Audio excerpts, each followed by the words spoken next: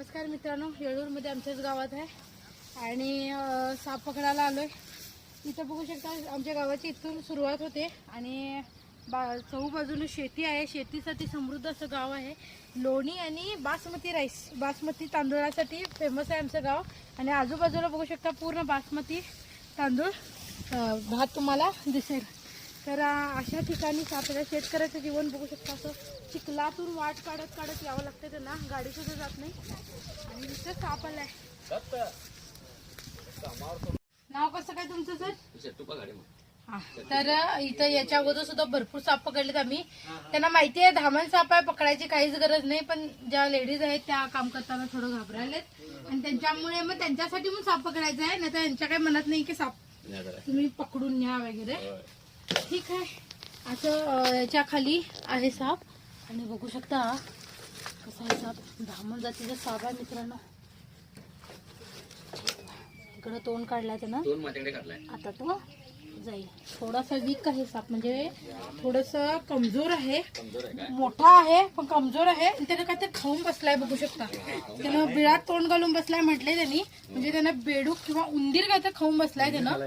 आपण आता ह्याला सरळ पॅक करूया, कारण तो जे खाल्लंय ते त्याचं तोंड जे भक्ष्य आहे ते उघडेल, त्यामुळे आपण त्याला सरळ पॅक करूया। आता मी कसा पकडला बघितलं नाही, मग काय घाबरायचं कारण आहे सांगा बघूया। तो का माझा हा तुमचा आता ओळखतोय। दामिन साप आहे, विषारी नाही, बिनविषारी साप आहे। तुमच्या शेता शिवारात राहायला पाहिजे साप।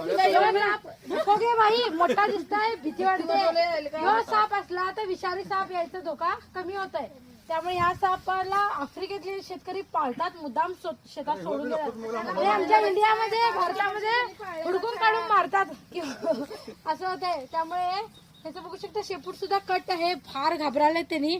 दामण हा मोठा आणि असा बलाढ्य दिसणारा असा साप आहे आणि त्यामुळे मग भीती वाटते। पण हा बिनविषारी साप आहे, याची जर माहिती करून घेतला तर काही तुम्हाला नुकसान नाहीये, लक्षात घ्या।